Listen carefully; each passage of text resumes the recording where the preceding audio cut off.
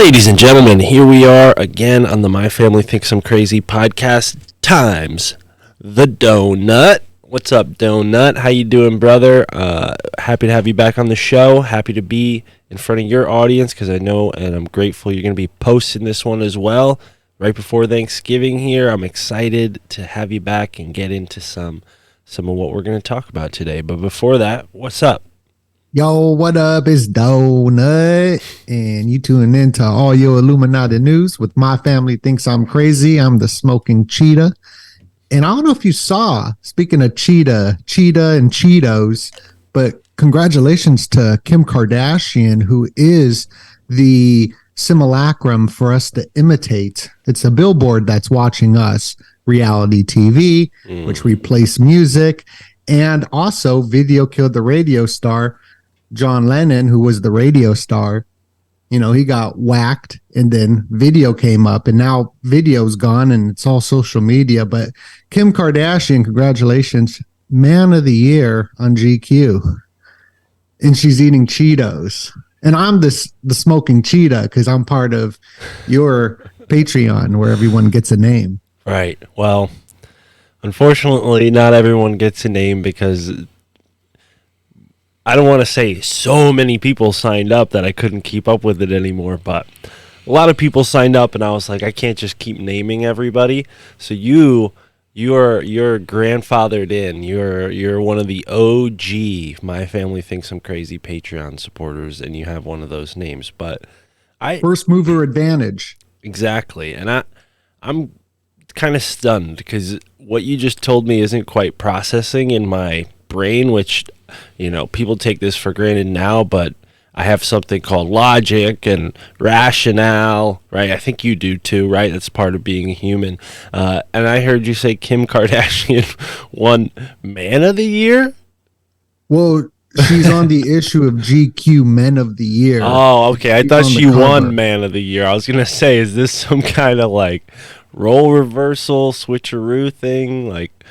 Well, Anton LaVey of the, satanic church said that live is evil backwards. So he wanted to reverse everything in the scriptures or Bible. So I feel like we are living in some sort of inverted paradigm as a joke. And you even got Megan Thee Stallion and famous Aroused Genitalia song for everyone to listen to, big song. These people making the Aroused Genitalia music videos for the world to see on the Grammys, trending #1 on Google search, that is promoted, is also interviewing people like Biden. So you got these political type agendas with this strange thing, but stallion is also means a male as well, like a male horse or something too. So there's a lot of weird stuff going on in the simulacrum.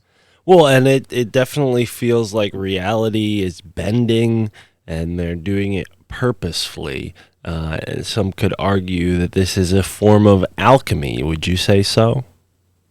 Oh, dope. Yeah, that's true. It's like transmuting society, going through this transformation of lead to gold. And I'm not sure if you've seen the 3 major female artists on tour right now. Taylor Swift, such a huge show that they even caused an earthquake. So things are changing on the world from these performances. And if we go back to her humiliation ritual with Kanye stealing the award, but Taylor Swift, even most recently, somebody passed away at her show on the 322 day, the same day that Elon launched his rocket up on the 322 day, and it exploded at the 322 minute mark as well. Mark? What? Yeah. 322, brother. But the alchemy thing is that these 3 stages, the Tria Prima, right? Stages of alchemy, the actual stages of Doja Cat, who had the Illuminati eye, Taylor Swift, and Beyonce, the Queen Bee, the Order of the Bees, the Illuminati, all their stages make the Paracelsus, who made the homunculus, tria prima alchemical symbols. So there is some sort of alchemy happening for the masses. Absolutely. We got to look that up and show the audience what that looks like. Paracelsus prima trima? Yeah, tria prima. Tria prima. Okay. Maybe I'm saying it wrong. Maybe it's prima trima. No, you're right. But it's something. It's something No, I'm learning. You got it right. Oh, wow. Yeah, okay. So sulfur, mercury, and salt. Sulfur, the fluid connecting the high and the low. Mercury, the omnipresent spirit of life. And salt, the base matter. So mercury is silver, and salt is also what? It's like white. It's like silver. And Beyonce and Taylor Swift would be those two elements. They started the show off wearing silver. Now, sulfur isn't silver. Sulfur is connected to the soul, which would be Doja Cat, as this year they said that she sold her soul during her Illuminati party. According to her, that's what she called it, with Justin Bieber, who also went into the metaverse on November 18th, the 322 day, and stood on this huge giant cube. And he's always playing with a cube, the Tetris, whatever it's called, that cube thing, that Rubik's Cube. Rubik's Cube. He's always playing with that as well. And Taylor Swift, she performed on the cube in the show. A lot of strange symbolism happening, for sure. And symbolism is how you can spot out who's who a lot of the times. Well, and this kind of connects, strangely enough, to Matthew Perry, who, as it connects to my life, my best friend growing up, he's still my best friend, his name's Matt, and he looks like Matthew Perry, so we always just would call him Perry as a joke.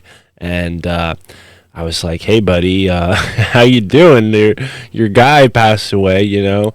And he kind of laughed, and he's not the conspiracy theorist. Clearly, I am. And he was like, "Yeah, it's really weird, don't you think?" And I didn't really look into it at that point. So here's my kind of normie friend telling me, "Oh no, look deeper." And I look deeper, and it turns out Doja Cat put out an album or something, where she used Friends, the title screen, as the basis for the album cover, and that came out literally the same day or week that Matthew Perry passed away.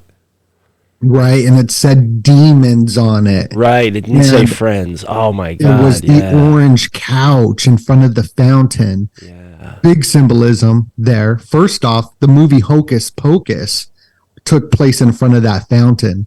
So the Friends fountain in the Hocus Pocus movie, that's the fountain, which is the fontaine for the Knights Templars. Fontaine, who was, prominent figure of the Templars. Yeah. There with that symbolism. A lot of strange stuff with that Matthew Perry. He's in the bathtub. Tons of bathtub stuff happening. He's in the tub, the hot tub, right? Hot tub time machine. But he died on 10/28, which is 128. And on December 8th, which is 128, Julia Roberts will be releasing a new film. And her birthday's 10/28, the same day that Matthew Perry died. And they used the date. So there's this weird 128 code.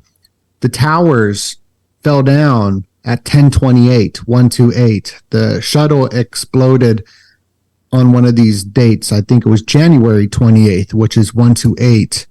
So there's this strange code that I've been looking into on the Patreon. I think there's something there, and we're diving deep into it. And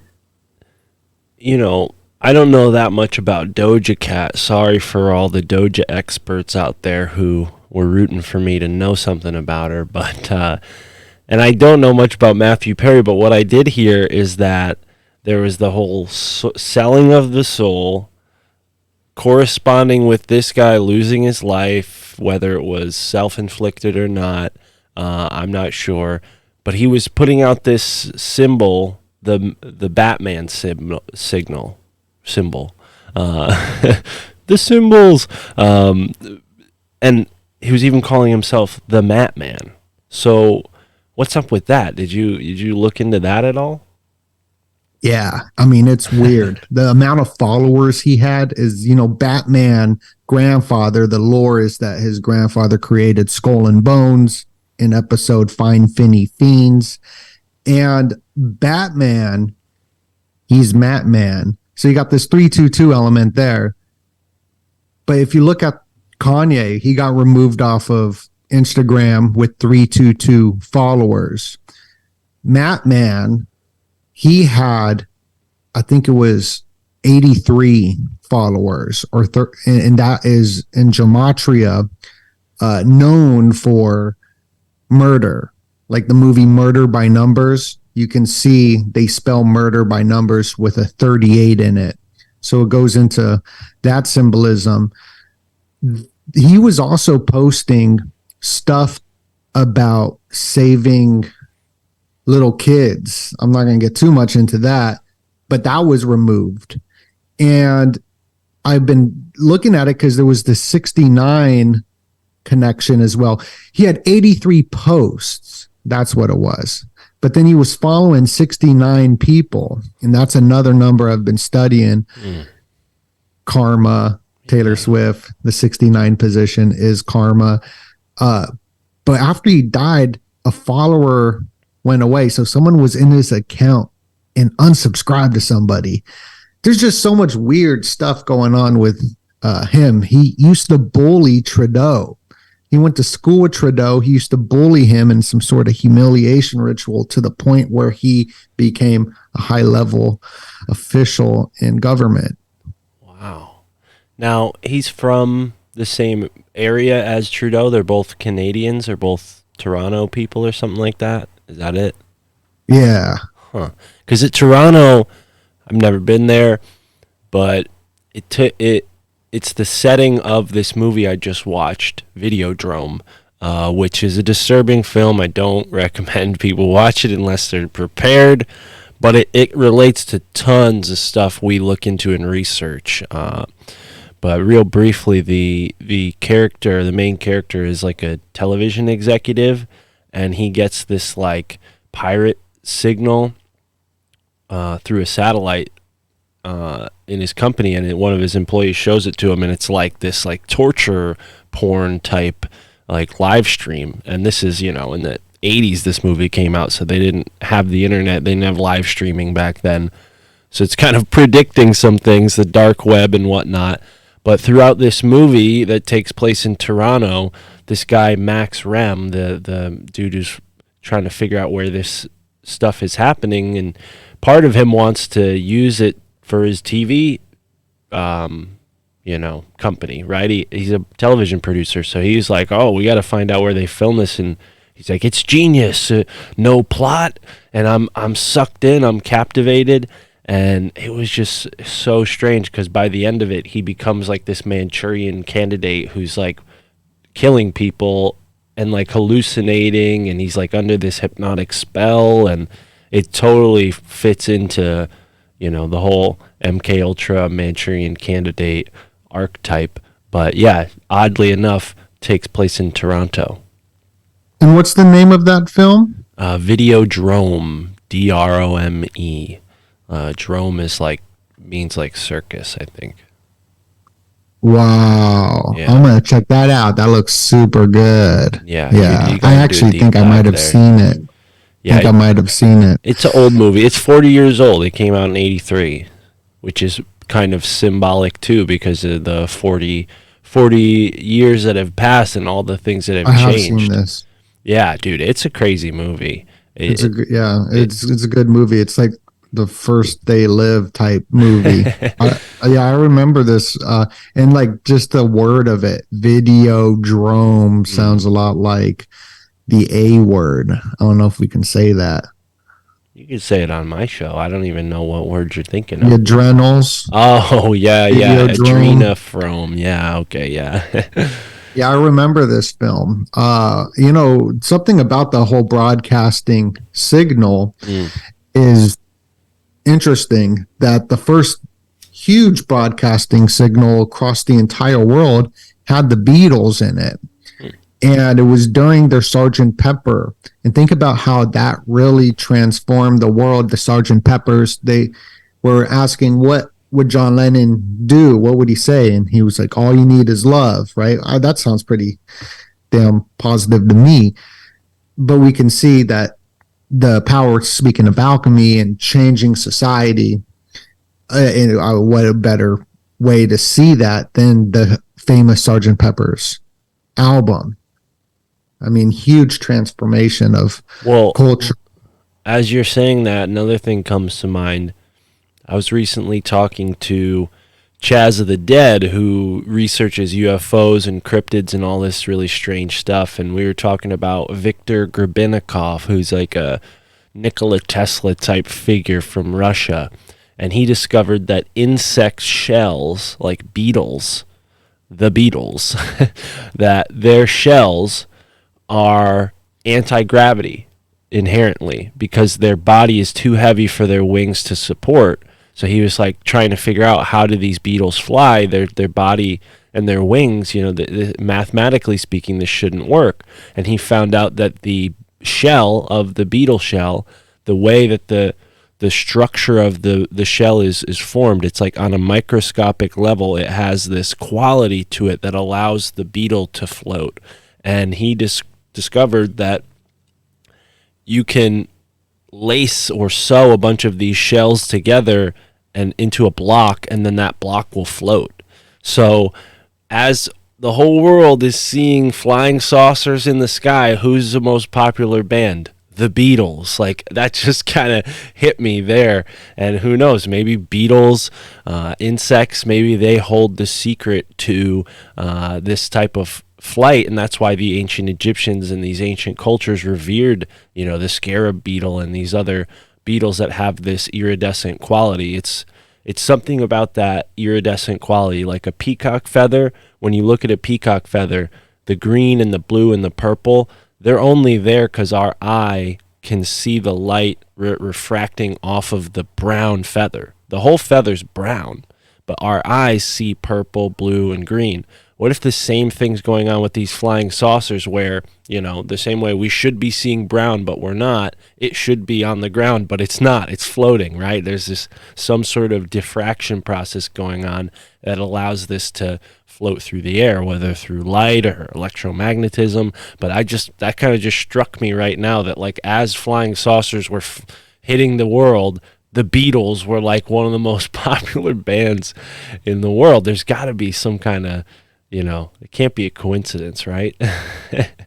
Well, I was looking at his Wikipedia, and he was also doing stuff with the bees. Oh, right. Yeah. The bees vibrate at the tone of C, I believe, which a lot of these beekeepers live longer because that's like a positive frequency. So with the light, that we can only see a certain spectrum of it, but also with sounds, with cymatics and tuning frequencies, that the cymatics, when it plays a certain vibration, it changes the sand into beautiful shapes. And the container of a stadium or a chapel or a restaurant or a grocery store or casino, we're hearing the music, and that is charging the container of the people in it with the symbols surrounding it, and it is changing our mental plane of what we're seeing. Taylor Swift audience, they forget what they saw. They don't remember. They gain amnesia at the shows. I think that's because of the lights, though, just like in the Men in Black and that movie. is something weird that you have with these people. I mean, obviously, people go to arenas, music festivals. There's drugs involved, even if it's just alcohol, right? But the fact that people report, like, what sounds like missing time or just like going into an altered state, it's not alcohol or drugs. It's the arena. It's exactly what you're describing. It's the lights and the sound all combined. And I wonder if the architecture itself, like like the way the Colosseum built by the Romans had all these people in it, and they would watch people fight to the death in the middle. I wonder if it's the same thing going on with sports and you know, big music acts, and I mean, who knows what else, but I think these arenas have esoteric qualities to them for sure. Mm-hmm. Yep. And also, there's been tons of studies of gambling, like the casinos. They keep people trapped in them. They play certain music. The lights. You can't see sunlight in a casino. There's just so much that goes into getting people's money, getting people's time, keeping them staying there longer. There's a lot going on. For sure. A lot going on. Well, to get back to where we were, I don't know if we got around to mentioning everything about Matthew Perry. Was there anything else left on the table? Did you look into Matthew Perry at all? Like, is there anything you want to add to that? Sure. So, like the tub, right? The bathtub, the doors, Janis Joplin. Something about the bathtub. Brittany Murphy, before she died in a bathtub, just like Aaron Carter this year died in a bathtub. They showed a picture of her movie showing her demise of her in a bathtub before it happened. And if you watch the show Stranger Things, Eleven goes into the bathtub or the tub or the pool, goes under the water, just like homeboy John C. Lilly did to communicate with the dolphins. Something about going in the water is part of it to go into another reality, another like gate or another dimension. So him passing away in a hot tub goes into well-known sacrifice stuff.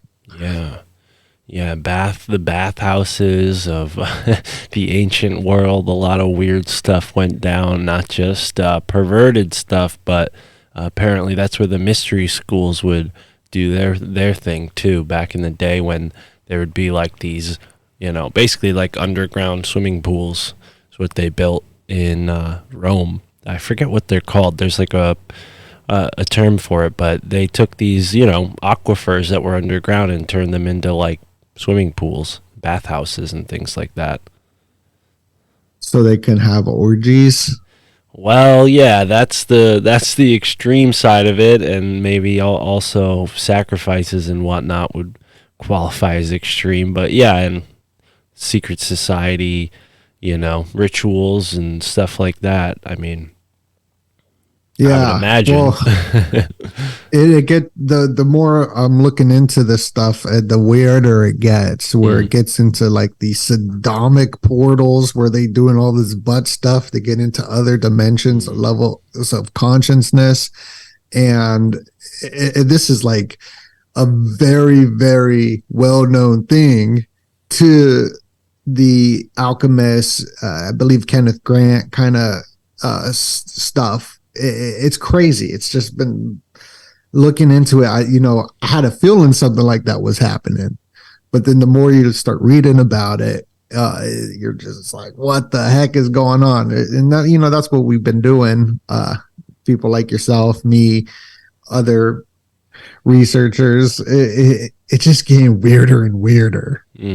Yeah, no, for sure. I think that's part of like the whole TikTok era, the AI era that we're in now, where things are speeding up, and they're not even, because in the past they needed to rely on employees to put disinformation and propaganda out there, but now they have bots and AI that can spin up algorithms that just regurgitate the same propaganda back to people and serve it up, mix and match it, The all blot reduction, I'm probably saying it wrong, but everything goes in this order: tic-tac-toe, tick-tock, hip-hop, all of the vowels. because I've been researching the sacred vowels and everything. It's called an all blot reduction. I'm probably saying it wrong, but everything goes from IAO, Netanyahu, or tic tac toe, just the way that we speak.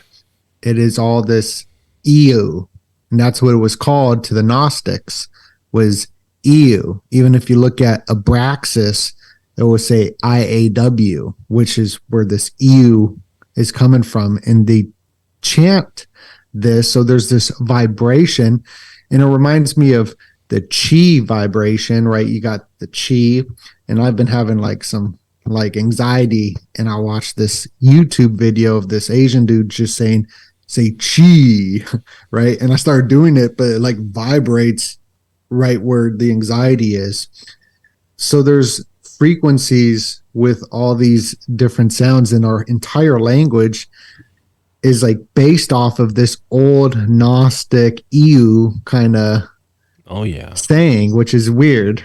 The vowels, yeah, they have a power. I have a book on my shelf called The Hidden Mystery of the Magic Vowels or something like that, and it's not, I mean, vowels are universal in a sense. Like there aren't like different vowels for other languages, you know, like every language uses the same vowels and sounds just in different ways, right? So there's like a kind of constant power in the sound of like om, you know, and now people know om as like a meditation thing. But if you think about it, mom, home, like words that relate to the heart and love have that quality just naturally. And it's the same thing with other languages. Like you see these similarities where, you know, words that have like a sort of heartwarming meaning or loving meaning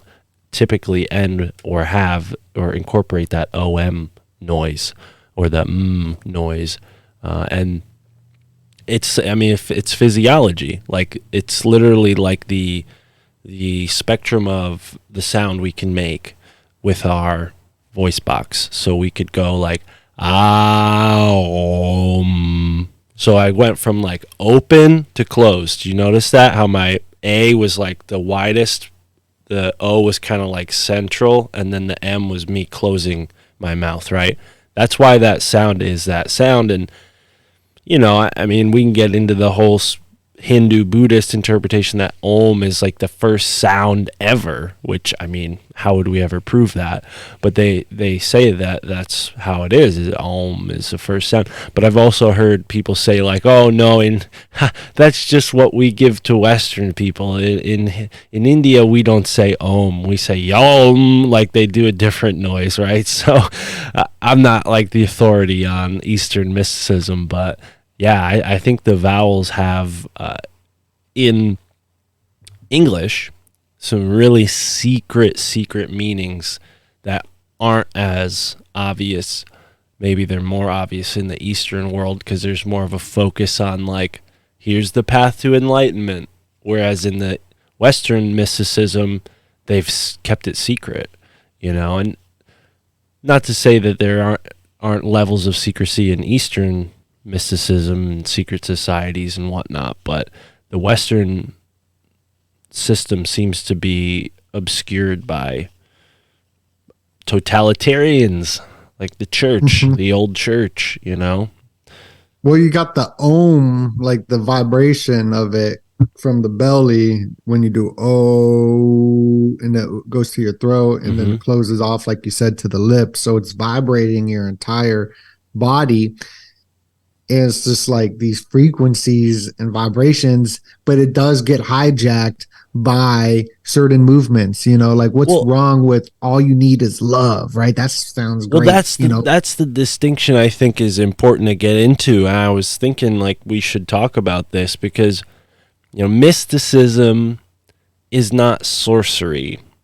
Sorcery is not mysticism. The two overlap certainly in understandings of certain realities and things. You know, you need a similar understanding to participate in both.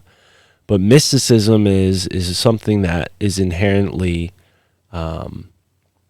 loving. It's something that it's an endeavor of growth, and not just personal growth, but you're growing into a role in society to help people take that same path.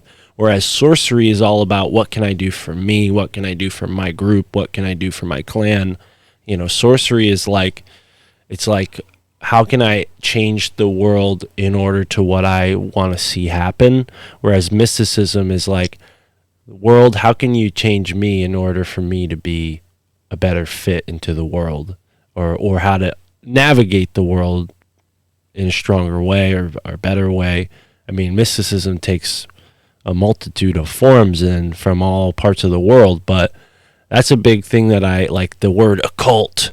Like everybody wants to be like an occult decipherer and like figure out all the clues and codes, and I'm totally down. I'm in that myself. I love trying to figure out what's really going on, but I think people lose sight of the fact that there's an inherently mystical quality that you're participating in when you do that. So even though you're like, oh, I'm not on the side of the dark forces, I'm against them, I'm exposing them, right? That's something we do in this podcast community. There's a mystical quality to that because you're able to see through the veil. You're able to see past the exoteric and into the esoteric, and that's a skill. That's a skill that these sorcerers utilize when they create these codes and these spells to keep people stupefied and under their will. So you're kind of, in a mystical way, fighting against that by participating in this kind of mysticism, de-occulting things. But the danger is when you assimilate your life in a way that loses sight of that growth, because when you go into full-blown research mode, and this is something I've noticed with the UFO research community, not, anybody I know directly, but like you read about these guys and a lot of them, their lives end in really suspicious and weird ways. And that could be the government, that could be these cults and secret societies who want to keep this shit secret. But it seems like these guys, the reason why this happens is because they come into it from a more scientific perspective some of the time, where they're like trying to find evidence for these UFOs and trying to prove the reality, and they're full-blown believers. They're not like skeptics, but they don't have like a spiritual anchor. They don't have like a faith in Christ or like a faith in Muhammad or a faith in Buddha that keeps them solid to their path. And I'm not trying to preach religion here, but I think mysticism is inherently under that umbrella that the Creator, it's kind of fringe, but it's something that the Creator gave to us, not so we can abuse others, but so we can elevate ourselves and elevate each other, and that's why it's become taboo. It's because we have these totalitarian systems that are trying to control people. I mean, look at the federal government, look at the Roman Empire, look at any empire, right? Like they are inherently anti-creator, anti-spiritual. So they try to, throw shade on the mystic path because they know figures like Christ break the mold and then jeopardize the control they have over the people. I mean, Jesus, what he did was so powerful. 2,000 years later, people are still talking about him every day, So again, I'm not sitting here trying to preach to anybody, but I think in the conspiracy occult realm, we need to be more open to mysticism, because Christ was a mystic, and I know a lot of people who de-occult things. They do it because they're Christians and they love the Bible and they want to see the world become a better place, or whatever religion they are. I mean, conservative or not. So yeah, that's kind of my little rant there, DoeNut. Thanks for letting me thanks for entertaining that. I know you're the guest, so I should shut up now. Oh, well, no, I liked what you're saying. Me and my friend, we've been having some conversations about the mystic himself and how they love beauty. That's like what is like what they like is the beauty. And I liked everything that you were saying. And uh, it's it's been a strange world because I like Jordan Maxwell, and he would say occult simply means the hidden, right? But when you hear occult, when I first ever said that, I was like, I thought occult meant evil, right? And then it's like, oh, it just means hidden. Like there's occult muscles or whatever, so they're hidden muscles. Like it's just a word. And then the etymology of things, looking into where is this all coming from. So I've been on this decoding kind of stuff, looking at all the different symbols before I had a YouTube channel. I'm just the listener of all these great people. And then I start making my own videos, and I was already had a solid foundation in with God of my own understanding through my recovery 12 steps process stuff, you know. So I have my own concept, and I've been dabbling into all these different religions and be like, oh, that's cool. That's cool. Well, I'm just taking what works for me. So I learned a lot about like different religions from my recovery journey and what they actually practiced, especially with Christianity or with Jesus and the way that Jesus lived his life. And I really vibed with it. I'm like, wow, that's really cool. And then if you live the way that Jesus lived, your life will change. And I was just like, okay, an open-minded Jewish guy, like that's like rebellious doing that, you know, like, and then I'm like, my life did get better. And then, so when I was doing all my videos, I already had this like understanding of forgiveness, keeping my side of the street clean. I already had my foundation. And then I go up on here onto the internet, and then there's all these religious communities, and they're Satanists.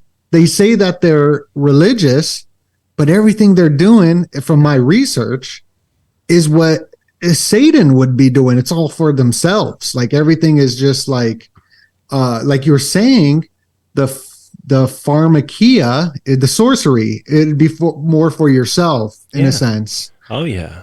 And I've noticed that a lot of these religious people, they are satanic. They're virtual signaling on my channel, telling me how to live life or whatever. And I'm like, and understanding psychology, that the virtual signaling is one of the biggest signs of psychopathy too. Well, so I mean, it's crazy. It's really brilliant what you just said there about virtual signaling, because, and again, no shade on anybody who believes in their whatever religion, but you're making a really good point. Like, the structures of the church are ultimately, inherently, a lot of times, self-focused in that way, where it has a satanic aspect to it, but it's deeper than that, because that's just the surface level, that's just the humdrum. There are real evil forces. Like America, people take for granted that America is this Christian nation. We all celebrate Christmas, and we all, celebrate Easter and yada yada. Not at all. America's been a melting pot of religions since the beginning. You got Protestants, Catholics, Jews, you got all the natives, you got all the slaves, that came over, and all the religions they brought. So all of these melted together. And I was just talking to a woman who escaped a Mormon cult, and she was basically revealing that there's satanic elements at the highest branches of that church, like up into like the leadership. There are dark forces. And what you said about the occult just meaning hidden, well, so does darkness, right? Like when I turn on the lights in my apartment, I'm not like, oh, the evil's gone, but that doesn't mean that I don't hear the word dark and know that dark also has other meanings, right? So there's an occult that is evil, but not all occult is evil, because it's the same as the darkness. Like you go out at night and you look at the stars, that's not evil. You know, that's a beautiful thing that humans are meant to do, is it look up at the night sky. Now, if a creature of the night, say, you know, a wolf or something that hunts at night comes and grabs you and pulls you away, that's not good. You know, that's a symptom of the darkness, right? That can happen in the dark. There are scary things that go bump in the night, as they say, right? So I think the same is true with the occult, where these religions, these churches, they want us to think the whole thing's bad, don't look into it at all, because then we don't figure out what they're doing. Then we don't figure out their sorcery if we don't know anything. We start learning about mysticism, we also learn about the bad side of mysticism, and then we're able to identify it, and then we're able to fight against it. It's like if guns were invisible and nobody knew that they existed and only some people had them, you know, and then they said, oh no, that's not a gunshot, that's a bird, there's a new bird, you know, and he makes a really loud, you know, but every time this bird chirps, people die, you know. Crazy stupid analogy there, but I think something is going on with that, where the occult is like this invisible reality that affects us, but because so many people are ignorant of it, we're not able to correctly react to it. Mm-hmm. Yeah. Yeah. It's definitely it's a weird journey.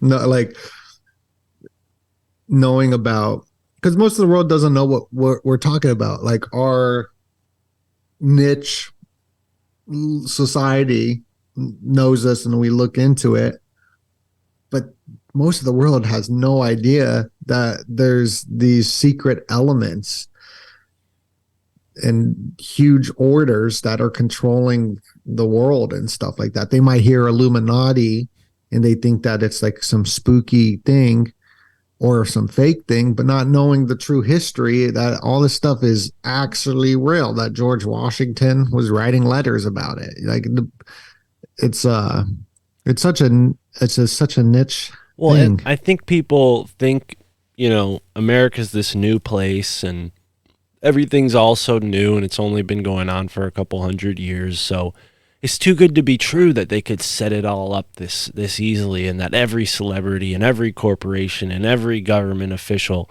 could, you know, fall in line like this and create this kind of situation. And I'm not saying it's as complex as that, but I'm saying that they've had hundreds and hundreds and hundreds of years to work this out. And your cat is making a great point right now. I get punctuating my point. I don't know. I guess she's rooting for me, or he's rooting for me. But I think the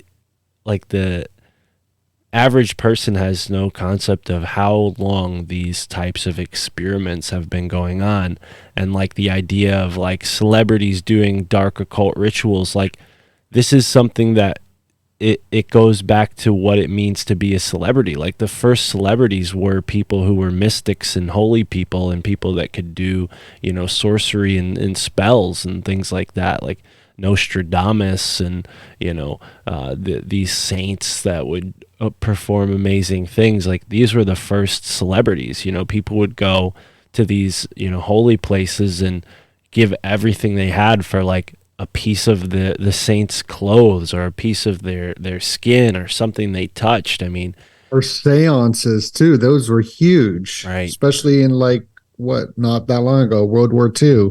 Seances were like like so huge. People would go and do that. Well, and sometimes, so some people think that some companies have seances to figure out what to do next week or next month with their company. Like, you know, these kind of occult weird things are actually affecting, you know, concrete reality. Yeah, and like the new Argentinian president. Yeah, let's get into him. Did you break down any symbols? What do you think of his hair? Well, I've been watching him for a while because he's been very pumped up all year, going on Tucker Carlson and all that. And how he was a sex tantric teacher. Everybody, you and Juan do the same thing. It's not sex tantric. It's tantric sex. The tantric comes first. I don't know why you and Juan both say it that way, but teach us your ways. Teach us your ways. So it's tantric sex. Yes. Not that I know anything about tantric sex. I just know how to pronounce it. What do you know about it, though? You know the order it goes in. I just know how to pronounce it. I swear. I know you got a book on it. I got a book on it. I do have a book that mentions it, and it's funny. I didn't know. I don't know if this is the tantric sex, but this one's called The Taoist Secrets of Love, Cultivating Male Sexual Energy. Whoa, ladies, look out. I've never read it. You want the secrets of love. Now you know who to find. I want to read it, but it's like I have to do these exercises. Who's it written by? A real person or a channel? Yeah, the guy's cool. Montauk Chia. Yeah, that sounds like a real name. Yeah. Oh, okay. No, is it Michael Wynn channeling Montauk Chia, or is it actually a person named Montauk Chia? Good question. I don't know. Because it does say Montauk Chia, a.k.a. Michael Wynn. I don't know, but like he's done interviews like on London Real, and it was pretty cool. Okay. Well, hey, I'm not going to judge anyone, especially, the whole judge a book by its cover. So, but you got a book on it? I got a book on it, and I did interview a guy who practices Kundalini yoga, and he writes about tantric sex in his book, but he's like an old guy, and I didn't really feel comfortable bringing that up with him. I don't know. That's kind of a weird thing to say, I guess.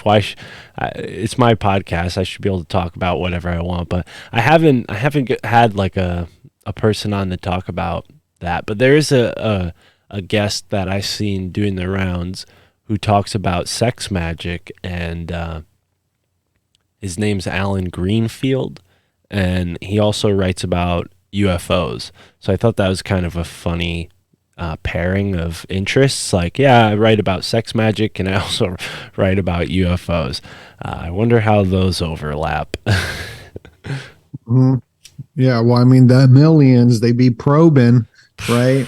Well, so they definitely doing something. Well, what do you think about that? Because I just spoke with a guest who was a part of a alien-human hybrid program where they used her, eggs against her will to create alien-human hybrid. Oh, as much as, I grew up with Alien Workshop t-shirts. I really loved aliens, drew aliens, all this. I'm the biggest alien fan there is, but I think it's all a psyop. Yeah. Now. Yeah. So, like Lom looks just like the egghead, the alien.